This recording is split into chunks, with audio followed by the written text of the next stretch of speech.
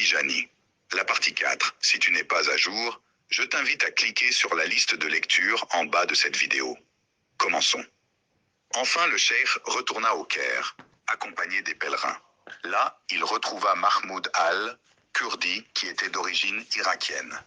Ce dernier l'honora par-dessus tout et le pria de lui rendre beaucoup visite le temps qu'il serait au Caire. Ce que le cheikh accepta. À chaque visite, il recevait des questions profondes et fines, axées sur les sommets de la science. Il répondait à toutes ces questions avec science et pédagogie, de façon claire et dans une langue arabe raffinée. Les savants égyptiens ne tarirent point. Ils venaient de tous les coins du pays pour rencontrer le cheikh Ahmad At-Tijani à cause des miracles qui découlaient de son savoir. Toutes ces réponses, basées sur le Coran et les hadiths, provoquaient l'étonnement et la perplexité des savants égyptiens. Il était très rare de rencontrer un tel puits de science. À cause de la lumière qu'elle portait, sa parole pénétrait les cours. Durant ces jours, il obtint du grand saint Mahmoud al-Kurdi les invocations Wird Pal Aurad, nommé Khalwatiya. C'est ce Wird qu'il donna en premier à ses deux disciples, Muhammad al-Michri et al-Haji Ali Harazim. Après cela, il se rendit au Maroc, transitant par la Tunisie. Il demeura 10 ans à Tlemcen, éduquant les hommes, les amenant à la présence du Seigneur qui est la vérité, le charitable tout miséricordieux, Dieu glorieux et exalté. Présence à l'arrivée de laquelle on obtient tout bien et toute paix éternelle.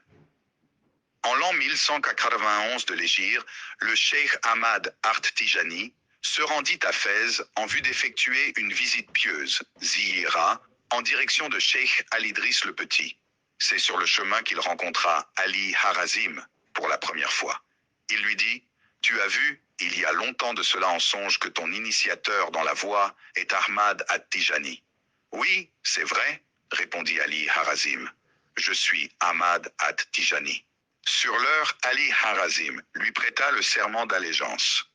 Commente Amin, partage la vidéo à tes frères de la confrérie et abonne-toi pour la suite.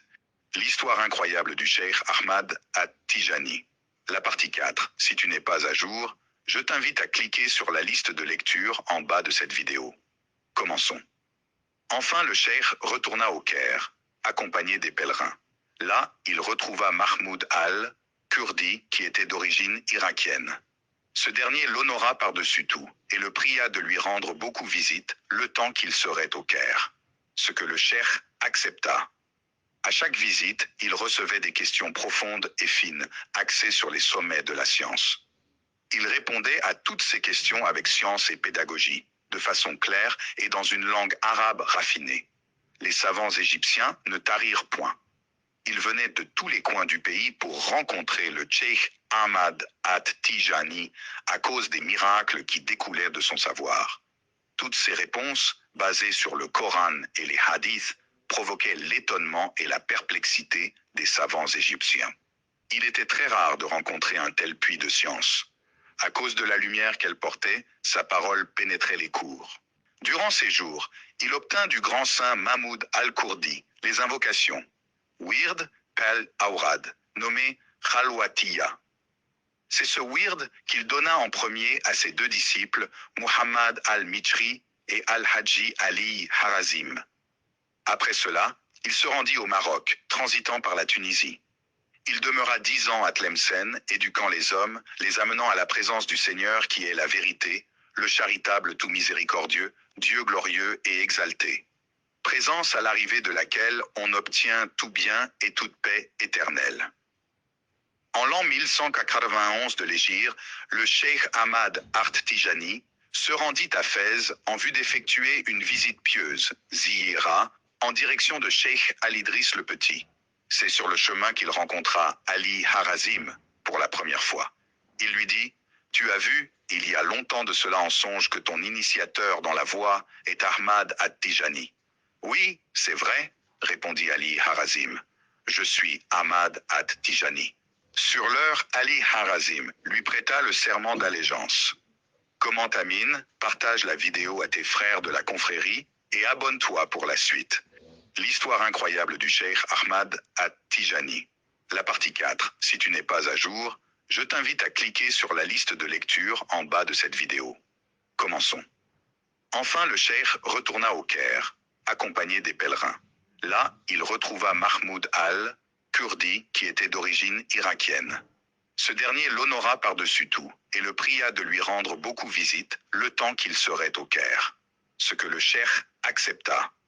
À chaque visite, il recevait des questions profondes et fines, axées sur les sommets de la science. Il répondait à toutes ces questions avec science et pédagogie, de façon claire et dans une langue arabe raffinée.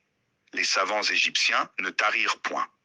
Ils venaient de tous les coins du pays pour rencontrer le cheikh Ahmad at-Tijani à cause des miracles qui découlaient de son savoir.